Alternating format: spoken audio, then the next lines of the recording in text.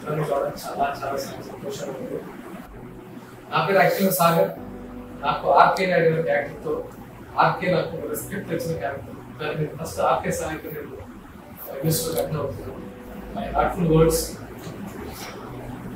నేను కాకి చొక్కా వేసుకున్నాను కానిస్టేబుల్ దగ్గర నుంచి DGP గారి వరకు. I respect everybody because ఒక్కొక్క స్టేజ్లో డిపార్ట్మెంట్లో ఒక్కొక్కరికి ఒక్కొక్క ఛాలెంజెస్ ఉంటాయి. కానిస్టేబుల్ ఛాలెంజెస్, ASI SI గారు ఛాలెంజెస్, C గారు challenges, ACP level challenges, DG లెవెల్లో IC లెవెల్లో ఛాలెంజెస్. ఇవన్నీ అందరూ ఛాలెంజెస్ ఫుల్ఫిల్ చేయాల్సింది. ఫుల్ఫిల్ చేస్తేనే సొసైటీ ఇంత ప్రశాంతంగా ఉండగలుగుతుంది. లేకపోతే మీరంటూ లేకపోతే సొసైటీలో ఉండేది కాదు. సో నేను ఇక్కడికి రావడం నేను ఫస్ట్ ఆఫ్ ఆల్ చాలా అదృష్టంగా ఫీల్ అవుతాను. ఎందుకంటే నేను రియల్ లైఫ్లో మీరు రియల్ లైఫ్లో డ్యూటీ మీరు చేస్తారు, నేను రియల్ లైఫ్లో క్యారెక్టర్స్ చేస్తున్నట్టు అనిపిస్తుంది. అది మీరు ఎలా చేస్తారు? ఇంత కష్టాన్ని మేము రీటేక్స్ చేస్తుంటా ఉంటే మేము బాడీ లాంగ్వేజ్ చూసి ఇన్స్పైర్ అవుతాం. మీరు రియల్గా చేసిన కేసులను చూసి ఇన్స్పైర్ అవుతాం. రియల్గా ఫైట్స్ మేము ఇన్స్పైర్ అవుతాం.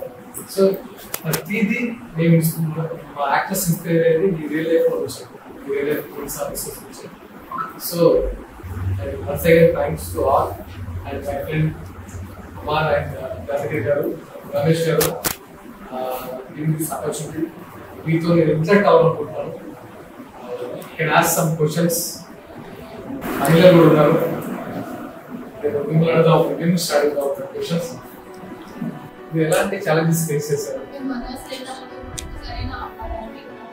కావాల్సిన ఫెసిలిటీస్ లేకపోవడం వల్ల అంటే చాలా ఇబ్బంది ఎదుర్కొంటాం. అయినా కూడా డ్యూటీ పద్ధతిని తీసుకొని చేస్తూ వస్తున్నాం. అంటే మీ హైయర్ అఫీషియల్స్ అంటే సపోర్ట్ అదంతా అంటే సపోజ్ మీకు ఏమైనా ప్రాబ్లమ్స్ ఉంటే మీ హైయర్ అఫీషియల్ దగ్గరికి వెళ్తే అది తీర్చడానికి వాళ్ళు విల్లింగ్గా సపోర్ట్ చేస్తారన్న. మీకు పిల్లలు ఉన్నారా? ఫ్యామిలీలో ఎలాంటి ఇబ్బందులు అంటే డ్యూటీ అంటే రెగ్యులర్ డ్యూటీ కాదు, 24/7 మీకు ఒక టైం అంటూ ఉంటుంది స్పెసిఫిక్గా. నాకు తెలిసి ఫ్యామిలీకి టైం ఇవ్వడం అనేది కొంచెం తక్కువ. ఫ్యామిలీ సపోర్ట్ ఉంది కాబట్టి మేము చేస్తున్నాం. మ్యాక్సిమం వాళ్ళ సపోర్ట్ అంటే వాళ్ళు కూడా మా డ్యూటీ పర్పస్ ఏంటంటే తెలుసుకొని మాకు సపోర్ట్ ఇస్తున్నారు కాబట్టి మేము కూడా చేయగలుగుతున్నాం. మంచి పొజిషన్ అనుకున్న రీచ్ అవ్వాలని మనస్ఫూర్తిగా కోరుకుంటున్నాను. వచ్చేసి 6 మెంబర్స్ ఆడపిల్లలు. అయితే మా నాన్న అక్కడిని చదువుకోలేదు. ఏంటంటే వాళ్ళందరూ టెలికాస్ట్ చదివించేసి ఆఫ్ చేస్తున్నారు. నన్ను మాత్రం మా అక్కలు మా నాన్నతో లాడి ఖచ్చితంగా చదవాలి, ఎవరో ఒకళ్ళు జాబ్ చేయాలి అలా చెప్పేసి అడిగి మరి వచ్చి ఒక 1 ఇయర్ కోచింగ్ చేస్తాను. యాక్చువల్లీ నేను బ్యాంక్ ఆఫీస్ తోటి కోచింగ్ చేస్తాను. ఏదో ఒకటి జాబ్ అయితే ఉండాలి కంపల్సరీ అని అప్పుడు ఇంట్లో రాసిన స్టేట్మెంట్ అది బయట చూస్తాం కదా, పోలీస్ అంటే అమ్మ అని భయమయ్యేది. రెస్పెక్టబుల్ జాబ్ అంటే సొసైటీ మొత్తం ఎవరు చెప్పినా సరే రెస్పెక్టబుల్ జాబ్ అంటే హెల్ప్ చేయాలన్నా ఏదంటే ఇంకేదన్నా మాటల సహాయమే కావచ్చు, ఏదైనా కానీ యూనిఫామ్ లో ఉండి చేస్తే ఒకలా ఉంటుంది, బయట ఉండి చేస్తే ఒకలా ఉంటుంది. సో అంటే ఇది ఒక ఆపర్చునిటీగా ఫీల్ అవుతుంది.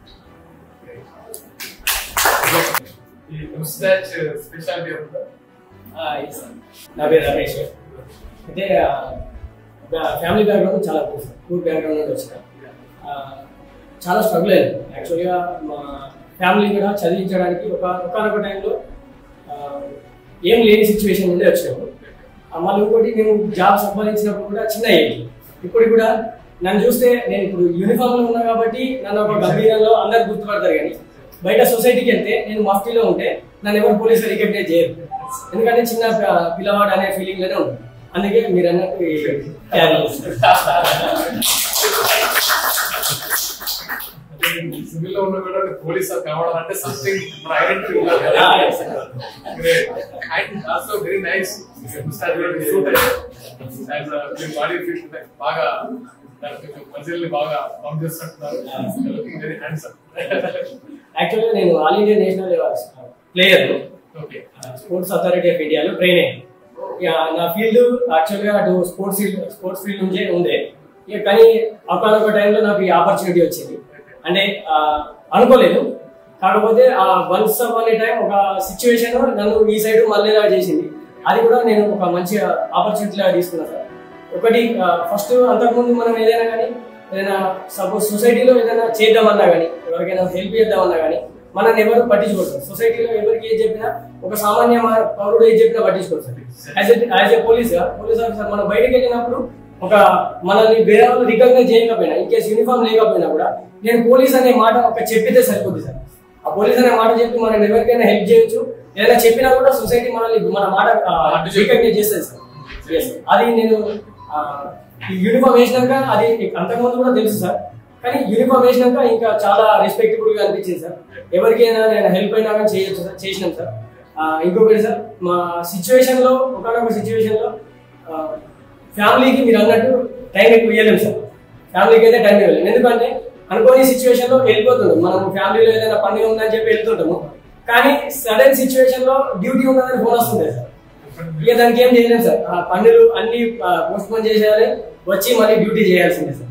అలాంటివి కూడా అంటే పోలీస్ ఫ్యామిలీలో ప్రతి ఒక్కరు ఫేస్ చేసే సిచ్యువేషన్ సార్. ఇన్ కేస్ మీరు అన్నట్టు కానిస్టేబుల్ నుండి డీజీపీ సార్ వరకు ప్రతి ఒక్కరు కూడా అలాంటిది సార్. ఫ్యామిలీకి అయితే టైం కేటాయించాలి. వాళ్ళకి గర్వంగా ఉంటుంది, ఆ గర్వానికి తగినట్టు బాధలు కూడా వాళ్ళు కొన్ని అంచుకోవాల్సి ఉంటుంది కాబట్టి. సో ఈ సిచ్యువేషన్ ఇప్పుడు మేము అనుకుంటాము ఫ్యామిలీతోనే ఉండాలని అనుకుంటాము. అనుకునే టైంలో ఫోన్ వచ్చినప్పుడు కూడా దాన్ని ఒక రెస్పాన్సిబిలిటీగా తీసుకుంటాం సార్. ఎందుకంటే ఇన్ కేసు మాకు సడన్ గా డ్యూటీ పడ్డది అంటే అక్కడ ఏదో ఇబ్బంది ఉన్నదనే సిచ్యువేషన్ మాకు అర్థమైంది. సో ఆ ఇబ్బంది మా ఫ్యామిలీకి మేము టైం కేటాయించే టైం కన్నా సొసైటీకి ఇచ్చే టైమే మాకు చాలా ఇంపార్టెంట్ అది. సో జాయిన్ అయిన రోజే తెలియకుండా ఒంటి మీద యూనిఫామ్ పడిన రోజే మీరు మీ గురించి ఆలోచన మర్చిపోతారని నా ఉద్దేశం. Yes sir. ఐ థింక్ ఎందుకంటే నేను చాలా మంది ఆఫీసర్స్ కలిసాను. సేమ్ లైక్ అంటే ఏ స్టేజ్ అయినా సరే, ఎస్ఐ అయినా సిఐ అయినా ఏ స్టేజ్ అయినా సరే, వాళ్ళు ఒంటి మీద యూనిఫామ్ పడిన వాళ్ళు సర్వీస్ ఓరియంట్ లోకి వెళ్ళిపోయి వాళ్ళ లైఫ్ నడుచుకుంటారు. First society, after that family, after that you. దీనికి ఒక రీజన్ ఉంది సార్. ఒకసారి మేము సెలెక్ట్ అయినాక మేము ట్రైనింగ్ ఇన్స్టిట్యూట్ లో అడుగుపెట్టిన ఫస్ట్ రోజు నుంచే మమ్మల్ని మా ట్రైనర్స్ అదే రకంగా మమ్మల్ని కంటిన్యూ చేయిస్తారు సార్. అంటే మాకు ట్రైన్ చేయించడమే మాకు ఒక 1 year లేదా 9 months పీరియడ్ ఉంటుంది సార్. ఆ పీరియడ్ లో మీరు అన్న విధంగానే మమ్మల్ని మోల్డ్ చేసేస్తారు సార్. సో అప్పటి నుంచి మాకు అది అలవాటు అయిపోతుంది. ఇక బయటకు వచ్చినాక కంప్లీట్ మేము ఒక పోలీస్ మ్యాన్ లాగా మీరు అన్న విధంగానే తెలియకుండానే అట్లా మారిపోతుంటాం. It's my personal experience. Share చేసుకుంటాను. when I am doing Arcane character 2009 వరకు చేశాను. గుర్తుందని నేను ఒకరోజు యూనిఫామ్ తెచ్చారు. ఫస్ట్ యూనిఫామ్ తెచ్చి కాస్ట్యూమ్ లో పెట్టారు. అప్పుడు మన జాబ్స్ మన మౌడ్ అయిపోతుంది. నేనే అలా ఫీల్ అవుతాయి. ఇయర్స్ టుగెదర్ మీరు సర్వీస్ చేస్తుంటే మీకు ఎంత ధైర్యం అంటే ఆ యూనిఫామ్ వేసుకున్న ధైర్యం లోపల చాలా పెట్టిగా ఎవడైనా సరే అవుతున్నాడు అనే ఫీలింగ్ వస్తుందని నా ఒక్కరు చూడండి. అండ్ దాని సస్పెన్షన్ వచ్చింది ఎపిసోడ్ ఉంటుంది. అది తీసేసి అంటే యూనిఫామ్ వదిలేసారు. ఆ సస్పెన్షన్ అది వదిలేసినప్పుడు నేను ఒక 1 week to 10 days నేను యూనిఫామ్ వేసుకోకూడదు. అలాగే నేను చాలా అప్సెట్ అయ్యాను. యూనిఫామ్ లేకపోతే కనబడుతున్నాయి వాళ్ళు ఏం లేదు. అలాంటిది చిన్న అంటే అఫ్ కోర్స్ మీకు అలాంటి ఏమున్నాయంటే మీరు మీరు తప్పు ఉండొచ్చు, లేకపోతే అవతల తప్పు ఉండొచ్చు, లేకపోతే డిపార్ట్మెంట్ రకరకాల జరుగుతుంటాయి ఇష్యూస్. అలాంటి సందర్భంలో మీరు ఎలా ఫీల్ అవుతారు? మీ పనిష్మెంట్ ఎలా ఉంటుంది కదా. అక్కడ ఒక టైంలో ఒక పోలీస్ ఆఫీసర్ ఎప్పుడు కూడా తన లైఫ్ మొత్తం పోలీస్ ఆఫీసర్ గానే ఊహించుకుంటాడు సార్. ఒక్కసారి తన మీద యూనిఫామ్ లేదు అనే ఫీలింగ్ ఇక తను ఇక తనకు లైఫ్ లేదనే ఫీలింగ్ వెళ్ళిపోతుంది సార్. ఎందుకంటే without uniform we can imagine our self అంతే సార్. అది మాకు చాలా బాగా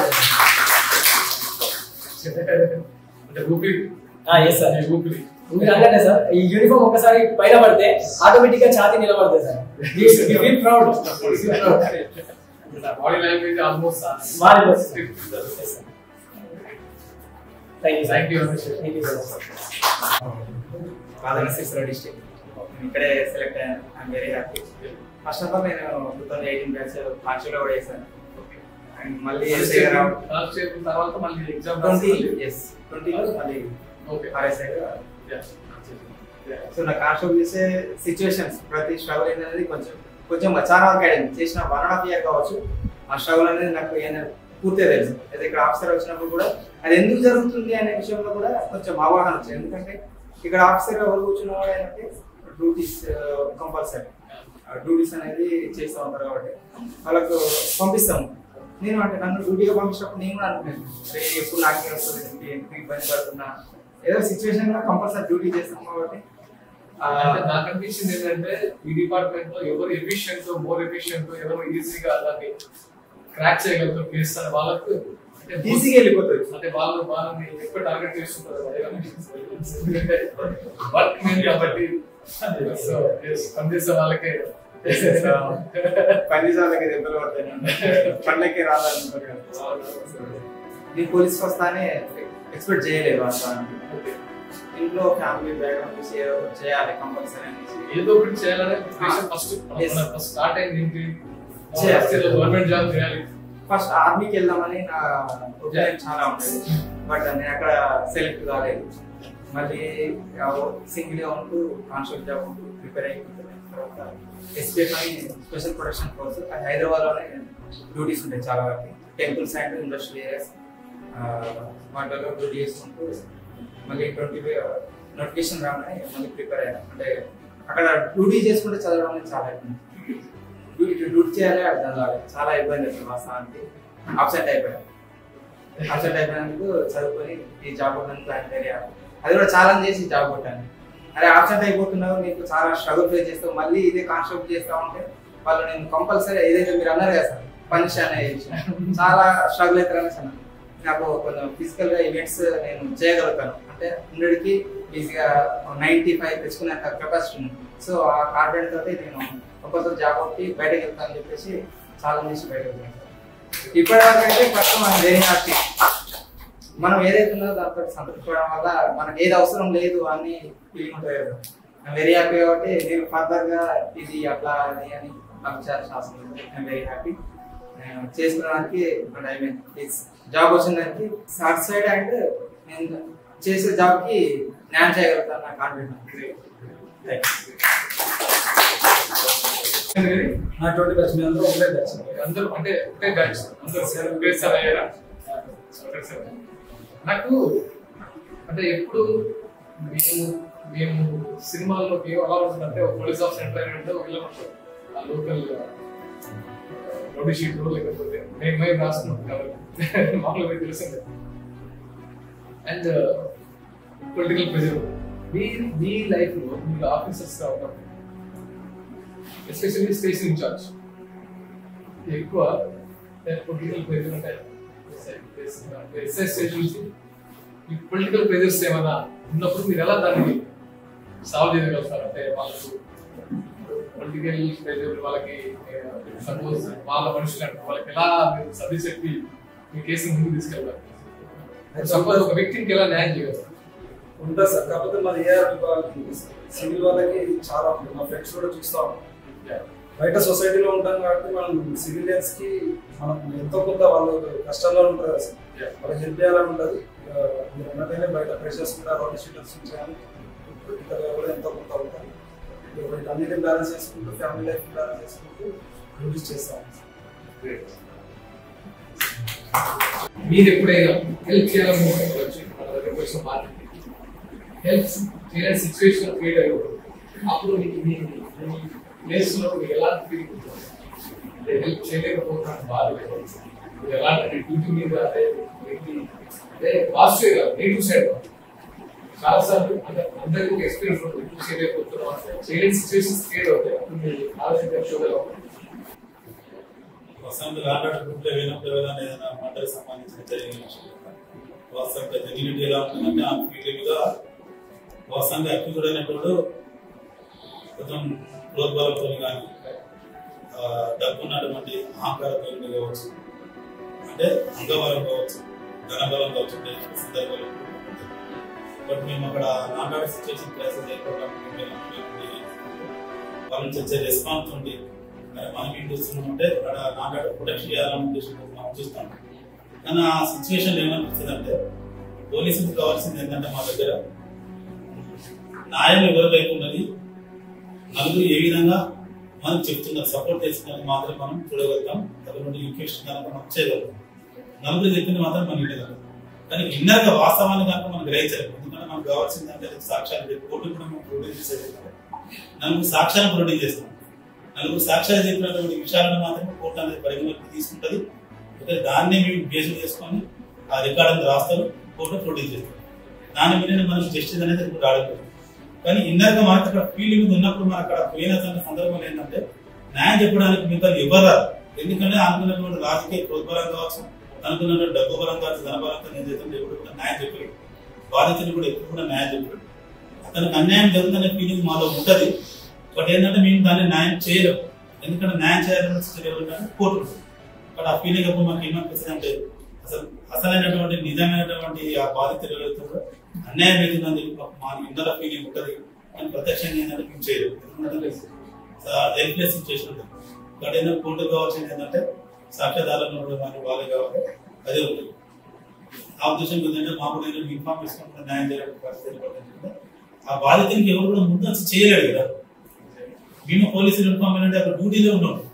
కానీ డ్యూటీలో ఉన్నాడు ఎంత చెప్పినా కానీ కోర్టు ముందు కనుక అది ఎప్పుడు కూడా అది కన్ఫెషన్ స్టేట్మెంట్ అనేది కాదు.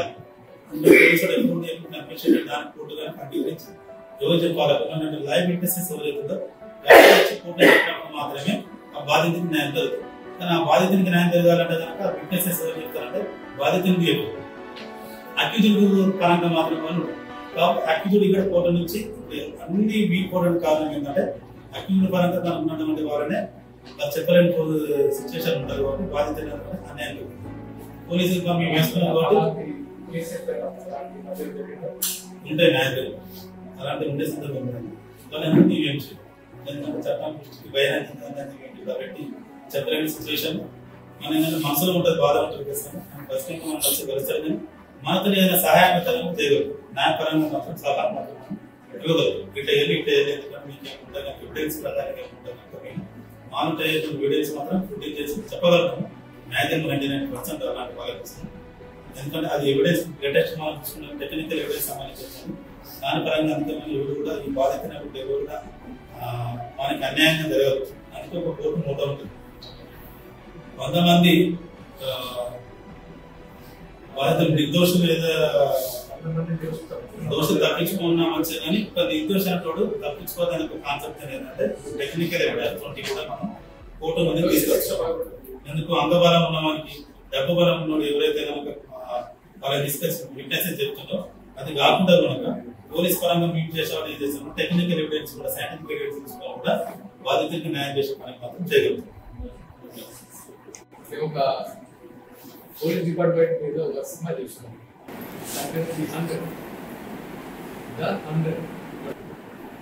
The 100 అంటే మీరు ఏమొస్తారు ఏమనుకుంటున్నారు? పోలీస్ డిపార్ట్మెంట్ లో పెట్టింది 100 అనగానే ఏ ఆపదలో ఉన్నా కూడా 100 అనే దానికి డయల్ చేస్తే ఎట్ ఏ టైం నుండి మీ యొక్క సమస్యలు కూడా పరిష్కరించడానికి మేము ఎల్లెవెల్లో రెడీ ఉన్నామని చెప్పి పెట్టినటువంటి కాన్సెప్ట్. ఇంకేమైనా 100 ఉందా? 100 అంటే మనకు 100% అనేది ఒక లింక్ ఉంటుంది.